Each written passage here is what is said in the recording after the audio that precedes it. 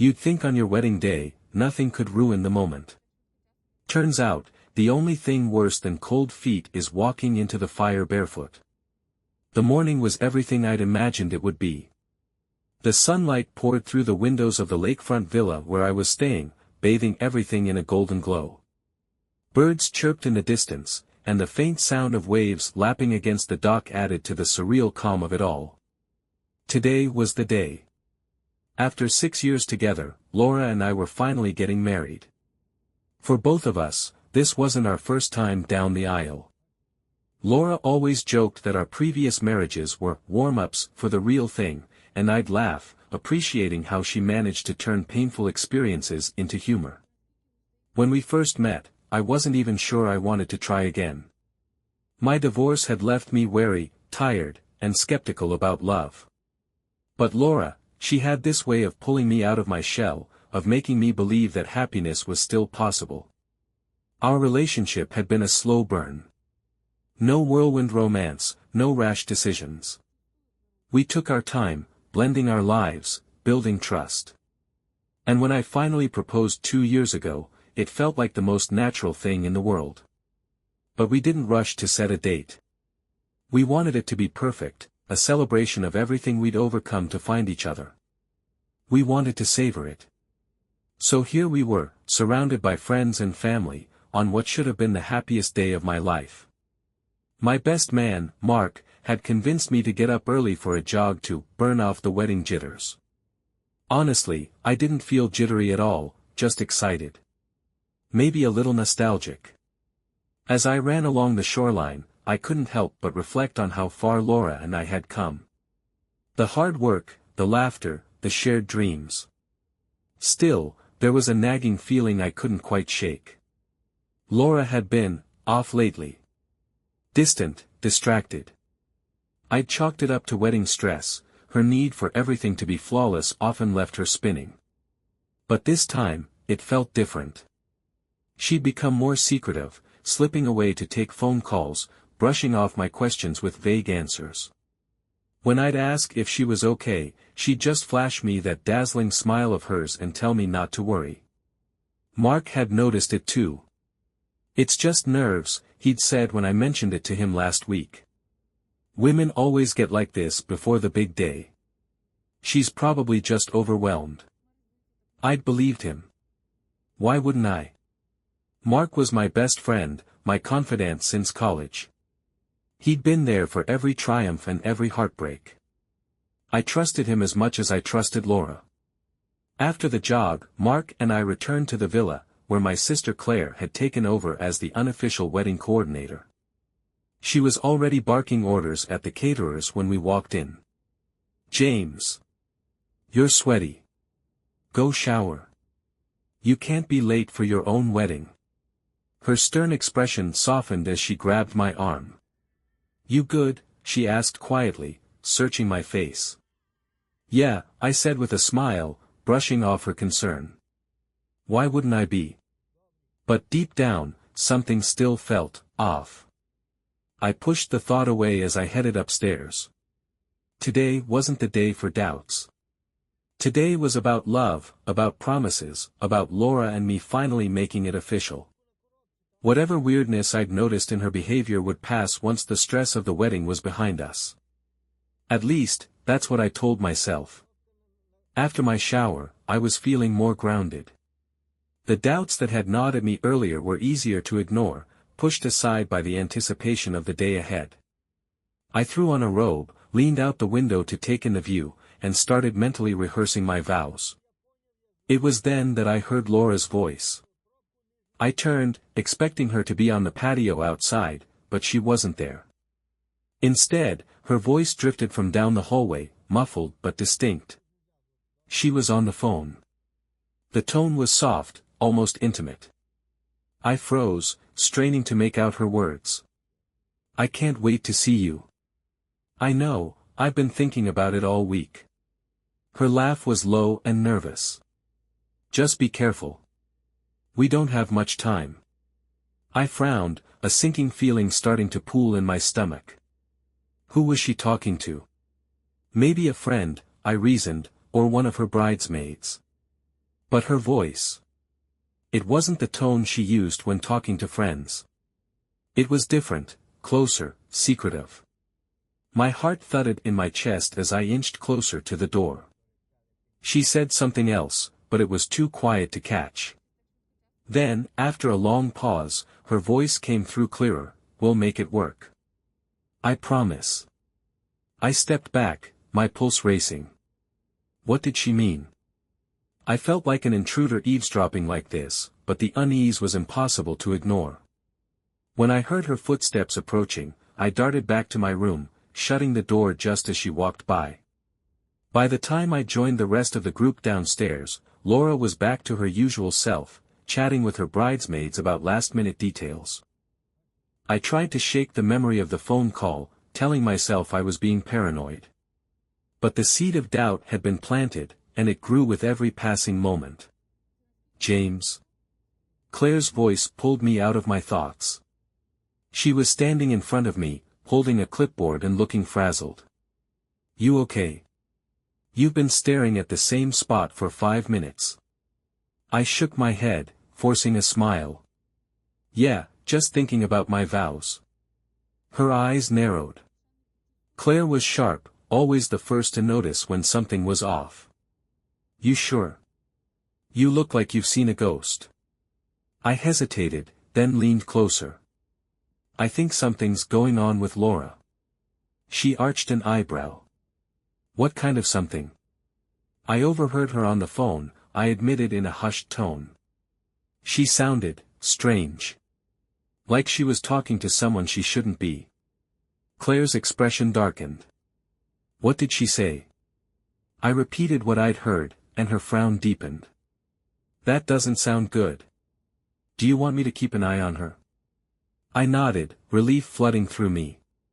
Claire had always been my rock, the one person I could count on to give it to me straight. "Please. Maybe I'm just overthinking, but I don't know. Something doesn't feel right." An hour later, Claire found me as I was getting dressed. "James," she whispered, pulling me aside. "I just saw Laura slip out with Mark." I blinked, confused. "Mark?"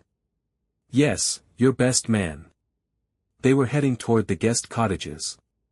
She looked nervous. It didn't seem like a casual conversation. My heart sank. Mark and Laura. That didn't make sense. Mark was my closest friend. He'd been there through everything. The idea of him betraying me, of her betraying me with him, was unthinkable. And yet, the uneasy feeling that had been haunting me all morning came roaring back. "I'll handle it," I said, my voice tight. Claire grabbed my arm.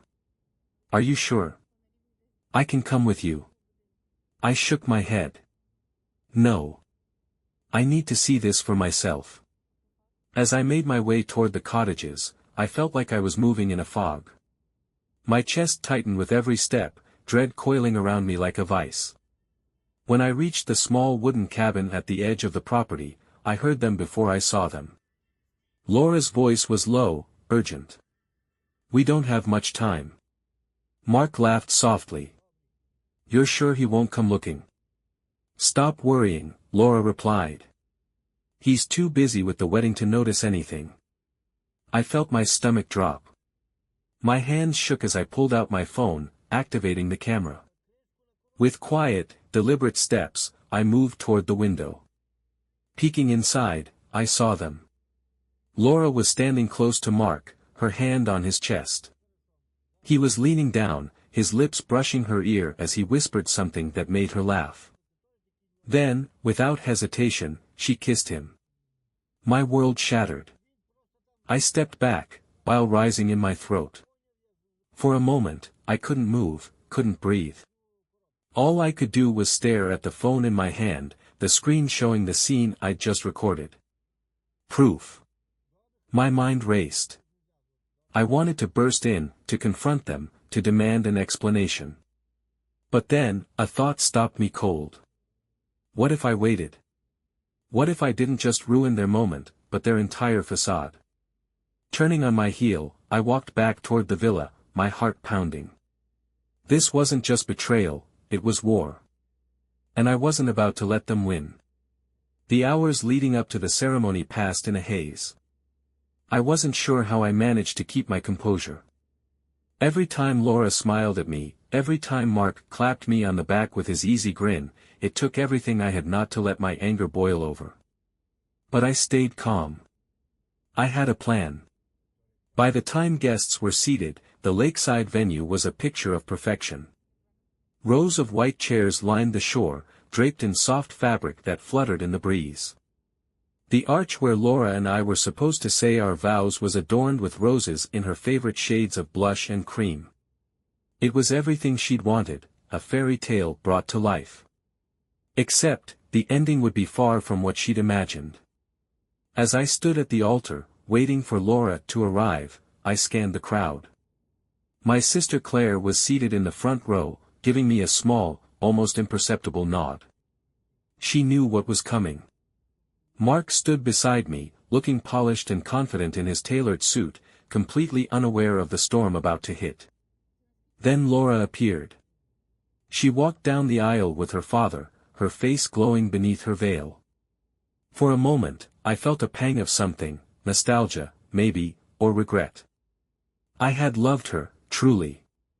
But the image of her and Mark, their laughter, their kiss, crushed any lingering softness I might have felt. When she reached me, I took her hands in mine, forcing a smile. Her eyes sparkled as she gazed at me, and I wondered how someone could lie so easily, so convincingly. The officiant began, and everything blurred together. Words about love, trust, and forever floated around us, but they felt hollow now. My grip tightened on her hands as I prepared myself for what was coming next. And now, the officiant said with a warm smile, the couple will exchange their vows. Laura looked at me expectantly, her lips curving into that familiar smile. You first, she whispered. I took a deep breath, glancing briefly at Mark, who stood a few feet away. Actually, I said, my voice steady, before we get to the vows, I have something I'd like to share with everyone. A murmur rippled through the crowd. Laura's smile faltered, a flicker of uncertainty crossing her face. James, she asked softly. I released her hands and turned to address the guests. Thank you all for being here today. I know you've come to celebrate love and commitment, and I promise you'll remember this day for a long time. But before we go any further, I need to share something important. My signal was subtle, just a quick nod toward Claire, who was stationed at the back of the crowd near the tech setup. The hum of a projector coming to life filled the air, and a screen unfurled behind the altar. James, what are you doing? Laura's voice was tight now, panic creeping into her tone. Just showing a little behind-the-scenes look at the making of this beautiful day, I said, keeping my voice calm, even light. It's a video of Laura and Mark. You'll see just how close they've become. The murmur grew louder, confusion and curiosity rippling through the guests. Mark stiffened beside me, his face pale. Laura's eyes darted toward him, then back to me. James, stop. This isn't funny. No, it's not, I agreed, stepping aside as the screen lit up. The video played. The grainy footage of Laura and Mark in the guest cottage appeared, their voices faint but unmistakable. Gasps echoed through the crowd as the scene unfolded, Laura's laughter, Mark's whisper, their kiss. What is this? Someone muttered. Oh my God, another guest exclaimed. Laura's hand flew to her mouth, her face draining of color. James, I can explain. Explain. I said, turning back to her. My voice rose, the anger I'd kept contained all day finally spilling out. Explain how you thought you could betray me with him, my best man, on our wedding day. Or explain how long you've been lying to me. Mark tried to step forward, raising a placating hand. James, look, Don't, I snapped, my glare pinning him in place. You don't get to talk. Not after what you've done. The crowd was in chaos now. Guests whispered and murmured, some visibly uncomfortable, others openly staring. Laura's father looked stunned, his jaw working soundlessly as he turned to his daughter. My sister sat quietly in the front row, her face calm, her arms crossed like she'd been expecting this all along. Laura stepped toward me, her veil slipping off her head and fluttering to the ground. "James, please. Don't do this here. Don't do this here." I repeated, incredulous. "You did this here, Laura. I just brought it to light." Her face twisted with something between shame and desperation. "It was a mistake. I wasn't thinking clearly." "Oh, you were thinking clearly enough to plan this," I shot back, pointing toward the screen, where the video looped back to the beginning. "On our wedding day, Laura. You thought you could sneak away, be with him, and then stand here and say vows to me like nothing happened." Mark finally found his voice, his tone pleading. "James, let's talk about this in private." "This doesn't have to." "Private?" I laughed, a bitter edge to the sound. "You made this public the second you decided to do this here." I gestured toward the stunned guests. "These people came here to celebrate honesty and love. You don't deserve their kindness, and you sure as hell don't deserve me." Laura began to cry, the tears streaking her carefully applied makeup. "James, I'm sorry. I'll do anything to fix this." I looked at her, the woman I'd loved, the woman who destroyed that love in the most brutal way possible. "It's too late." I turned to the guests, my voice firm. "I'm sorry to everyone who came here in good faith. This wedding is over. Thank you for coming, but there's nothing left to celebrate." I don't remember much of the moments immediately after I walked away from the altar. Everything was a blur. Voices swirled around me, gasps, whispers, the occasional angry shout, but it all felt distant, like I was hearing it underwater. My body moved on autopilot, each step pulling me further from the chaos I'd unleashed. Claire caught up with me first. She'd always been quick on her feet. "James," she said softly, putting a hand on my arm. "Where are you going?" "Anywhere but here," I muttered, my voice thick with emotion. She looked at me for a moment, then nodded. "Come on. Let's get you out of here." I followed her toward the back of the venue, where my car was parked. Guests were already spilling out of their seats, a mix of stunned relatives and gossip-hungry acquaintances. Some avoided my gaze entirely, while others looked at me with sympathy, even admiration. And then there were those whose expressions I couldn't read, conflicted, uncomfortable, like they weren't sure whose side they were on. One of Laura's bridesmaids, Jenna, stepped forward, her face pale. "James, wait, she's devastated. She wants to talk to you." I stopped, turning to face her. My voice was sharper than I intended. "Talk. Now she wants to talk. After lying to me, humiliating me in front of everyone, and making a fool out of me with him." I pointed back toward the altar, where Laura was still standing with Mark, surrounded by a small group of onlookers. Jenna flinched, her hands wringing nervously.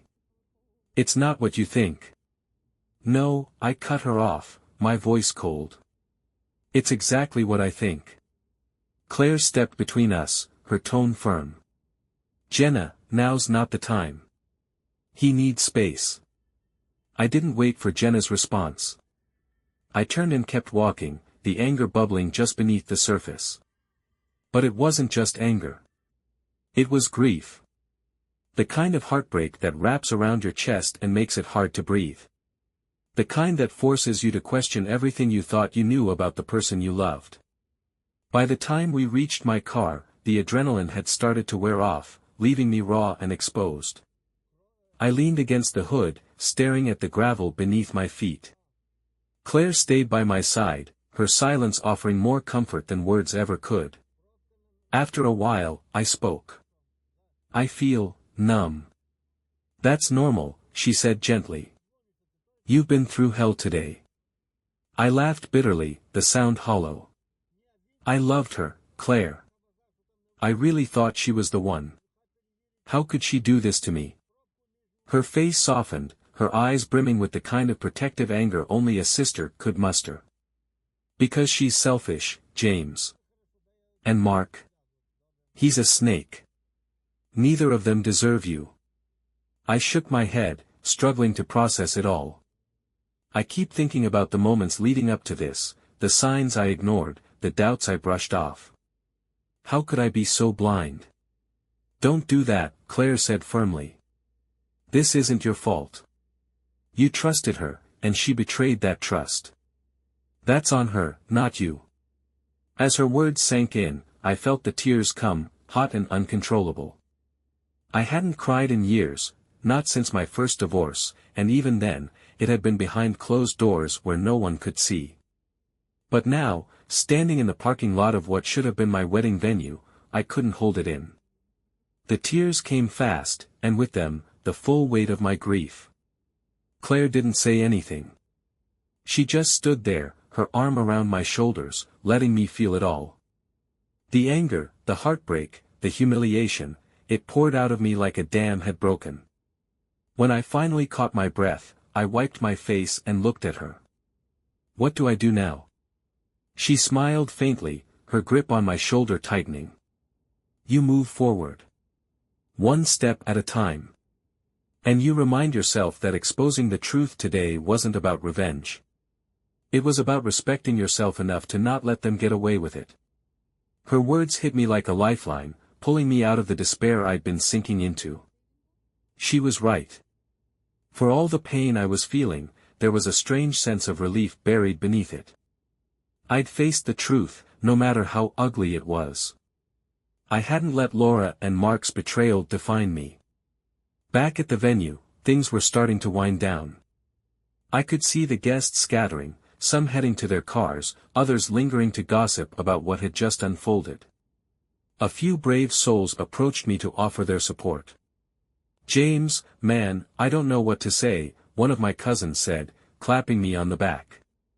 That was intense. But you did the right thing. Thanks, I murmured, my voice still hoarse. An older aunt leaned in, her voice low. It's better to find out now than after the vows. You dodged a bullet. Dodged a bullet. The phrase echoed in my mind. It didn't feel like that yet, but maybe someday it would. Of course, not everyone was so understanding. Laura's mother stormed up to me, her face red with fury. How dare you humiliate my daughter like that? Couldn't you have handled this privately? I met her gaze, my voice calm but firm. I think the humiliation was hers to begin with. I just brought the truth to light. She opened her mouth to argue, but Claire stepped in before she could say more. Not another word, Claire said sharply. Your daughter brought this on herself. Maybe you should focus on her instead of blaming James. Laura's mother glared at both of us before huffing and walking away, muttering under her breath. I let out a shaky sigh, grateful once again for Claire's support. By the time we got into the car and drove away, the sun was beginning to set, casting the lake in shades of gold and orange. I stared out the window, my thoughts a tangled mess of anger, sadness, and that strange, lingering sense of relief. I feel like I should be more devastated, I said after a long silence. Claire glanced at me. You are devastated. But you're also free. Free. The word hung in the air, both comforting and daunting. I hadn't thought about it like that before, but she was right. I was free, from lies, from betrayal, from a marriage that would have been built on a foundation of deceit. As we drove further from the venue, I felt a flicker of hope, just a flicker, but enough to remind me that this wasn't the end. It was a new beginning. Painful, messy, and far from what I'd imagined, but a beginning nonetheless. By the time Claire dropped me off at her place, exhaustion had set in, but not the kind that sleep could fix. My body felt heavy, my thoughts muddled with the events of the day. Yet somewhere in the chaos of my emotions, one thing had crystallized: I needed to close this chapter as quickly as possible. Sitting on Claire's couch with a mug of coffee she'd insisted I drink, I picked up my phone and stared at the screen for a long moment. Filing for an annulment felt inevitable, but making the call was another matter entirely. It wasn't just the paperwork or the process, it was the finality of it. The acknowledgement that the life I thought I was about to begin didn't exist. "You okay?" Claire asked, sitting across from me. "I don't know," I admitted. "But I know what I have to do." She nodded, her expression encouraging but solemn. "You're doing the right thing, James. Ending this before it's too late, it's hard, but it's the best thing for you." I took a deep breath and dialed my lawyer, Matt, someone I'd known for years and trusted implicitly. His voice was calm and steady, exactly what I needed. After a brief exchange, I told him everything. The betrayal, the video, the public confrontation. "James," he said after a pause, "it sounds like you've already made up your mind. We can move forward with an annulment. It'll be cleaner than a divorce since the marriage was never finalized. Are you ready to start that process?" "I am," I said, surprising myself with the certainty in my voice. "Let's do it." By the time I hung up, a strange sense of calm had settled over me. The hardest part, facing the truth, was over. Now it was just a matter of moving forward, one step at a time. That night, I lay awake in Claire's guest room, staring at the ceiling. The house was quiet, but my mind wasn't. Memories of Laura kept replaying, like an unrelenting film reel. I thought about the little moments, her laugh, the way she always stole fries off my plate, the nights we stayed up talking about our future. But now, those memories felt tainted. How many of those moments had been real, and how many were just part of a facade? Had she ever truly loved me, or was I just convenient until something better, or someone closer, came along? The questions were endless, and the answers didn't matter. What mattered was that I'd seen her for who she really was. And as painful as it was, I couldn't deny the relief that came with knowing I'd avoided building a life with someone who didn't value me. The next morning, Claire made breakfast, insisting I eat even though I had no appetite. "You need your strength," she said, placing a plate of scrambled eggs and toast in front of me. "This is just the beginning." I poked at the food with my fork. "What do you mean?"